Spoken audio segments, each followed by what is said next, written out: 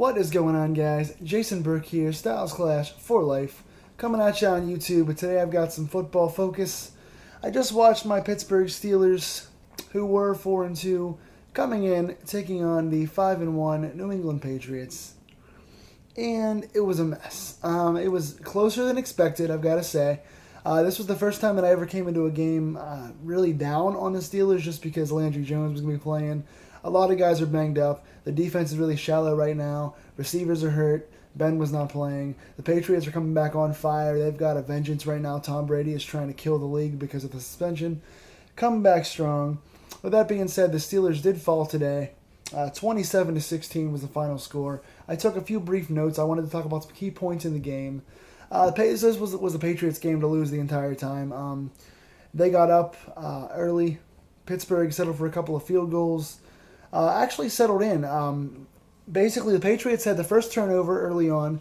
A fumble off of, I believe, Julian Edelman or Amendola. One of the two. Or Chris Hogan. One of the Patriots' streaky, across the field white receivers. And Jarvis Jones forced the fumble and recovered the fumble. Big splash play on defense. He played well today. Then the Steelers came back down, drove the field, and then Landry Jones threw an interception in the end zone. Set the tone for the day. Now, Pittsburgh did come back and rally. They scored 10 straight points to end the half. We're only down going in halftime at 14-10. Was very close at the halftime. But basically, Pittsburgh traded field goals for touchdowns. They would go put a nice long drive together. Le'Veon Bell would do a lot of things, catching the ball and running the ball. We'd get into the Patriots territory and then settle for a long field goal try, some of which were missed. So you get into the red zone or you get into their side of the field and get 3 points or get no points, traded for Patriot touchdowns. The Patriots were finishing their drives with touchdowns. The Steelers finished with field goals or missed field goals. So with a game like that, you're going to lose. And if you're not scoring points against the Patriots, you're going to lose.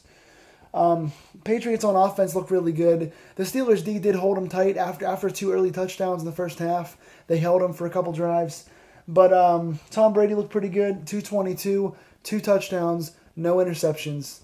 Didn't force any turnovers on Tom Brady in particular. He had another good game coming back. He hasn't thrown a pick yet. The whole team has not thrown a pick yet in their entire season so far. And their 6-1 record. Rob Gronkowski, 97 yards and a touchdown. He sort of iced the game. It wasn't officially over, but he put it within an 11-point game, which is what the deficit finished. Across the middle, big, deep touchdown. It was his first catch of the game. I want to say like late third or early fourth. Across the middle, destroying Robert Golden for a deep touchdown. Golden and Gronkowski had a battle today, and Gronkowski won all the way. Robert Golden got beat. 2 matchups we lost big today was Robert Golden trying to watch Gronkowski. He got beat over the middle for 2 deep plays, including the 1 touchdown. And Danny Amendola against Lawrence Timmons.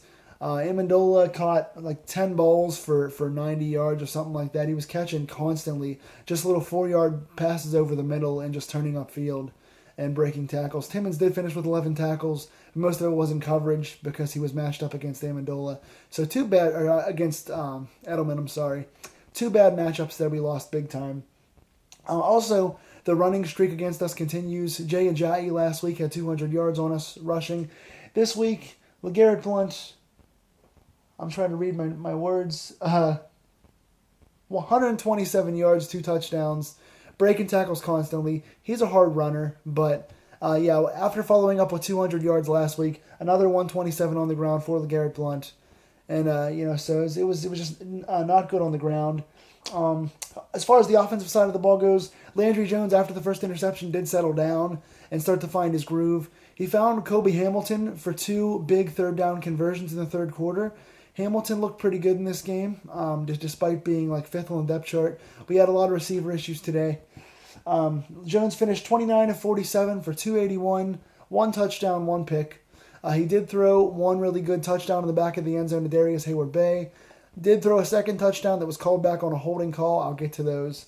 So nothing special out of the offense. Le'Veon Bell, I said he should get 35 touches today. He got 25. 21 carries for 81 yards, solid on the ground. 10 catches for 68 yards. Basically, in the mid-third through the fourth quarter, Landry Jones just kept throwing dump-off passes, 3-yard passes, and passes behind the line of scrimmage to Le'Veon Bell to try and make something out of. And he did. He broke a lot of tackles and made a lot of things happen. Bell had a good game offensively, but when you're throwing 3-yard passes all game, especially when you're down by 2 scores, that's not going to get it done. Not only did they punt the ball several times in the fourth quarter when they should have gone for it, but they also were throwing the ball way short of the sticks a lot, taking their time on offense, lining up slowly. I didn't like the management of the game in the mid-third through the fourth quarter. Bad game management there for sure. One of the biggest things of note as well, penalties. The offensive line putting Landry Jones in 3rd and 10, 3rd and 12, 3rd and 13 all game long. There was at least 5 or 6 illegal procedure or holding penalties, which is on the offensive line, on the way they're lining up. They have to tighten that up. They're running the offense too slow, and they're being sloppy. Several penalties called on both sides of the line today on offense. The offensive line has to stop putting their backup quarterback in 3rd and long situations. With that being said, the O-line was a positive today overall. If you look at protection, Landry Jones was not sacked at all. He did escape 1 sack in the fourth quarter, but wasn't sacked. Had a ton of time today. The offensive line did a great job. They protected Landry Jones better than they protected Ben all season long. This is known as one of the better groups in the league offensive line-wise, finally, for the Steelers, and they played excellent today in protecting Jones. Got to stop the penalties, but they did keep Jones not only on his feet, but had plenty of time to throw all day long. He was dancing around in the pocket constantly. That's a big positive. A big negative is the wide receivers could not get open at all. And there was a lot of injuries. They came into this game. Marcus Whedon did not play. He was already injured today.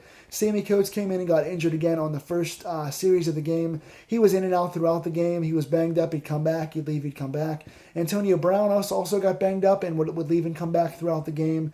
He finished with a good game, 7 catches for 106. He stepped up and did what I asked him to do earlier this week. He played very well when he was out there, but he was also banged up. So out of your top 3 receivers, when Brown's in and out of the game, Coates is in and out of the game, and Wheaton's not playing, you're down pretty hard there. I mean, you're taking a slim receiving core and you're really banging it up.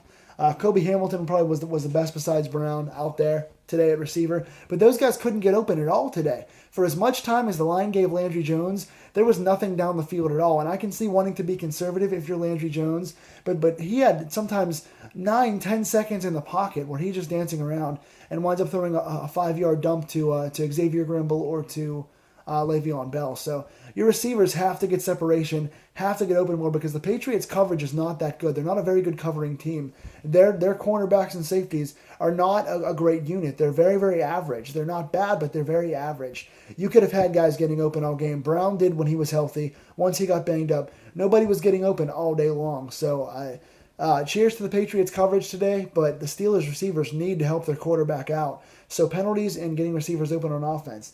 Defensively, once again, it's a matter of coverage. You've got to be able to cover Gronkowski, fix your matchups on Gronkowski and on Edelman. That wasn't very good. Jarvis Jones played well, but the linebackers really struggled today overall. The linebackers and safeties had a hard time defending the Patriots' pass game. They just tore them up totally. And again, stopping the run as well. They couldn't get a lot of penetration on the D-line.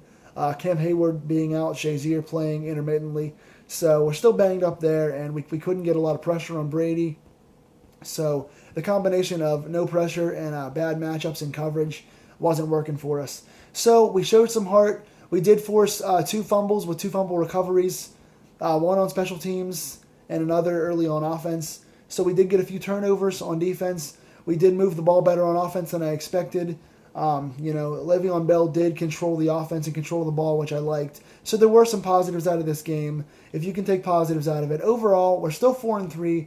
We're still ahead of the division. Baltimore lost today. Cincinnati did win. So we're still a game ahead of the division. We have a bye week now to catch up and hopefully get guys healthy. Hopefully Brown and Shazier can shake off their injuries and stay full-time in Coates. And we can get back guys like Cam Hayward, and get Whedon back, get the full receiving core back. Most importantly, get Ben back. So we're going into a bye 4-3. We are ahead of the division. But 2 consecutive losses and a lot of injuries have the team morale down right now. So what did you guys think of this game? It was a 27-16 loss. What are your notes on the game? What did I miss? What do you think of my coverage? Are you excited for the Steelers to come back from the bye in 2 weeks? And do you think the offense will pick up when we get back? Tell me in the comments down below, guys. For now, it's been Jason Burke from Football Focus, and I will see you guys on Wednesday for my power rankings for the week. Thank you.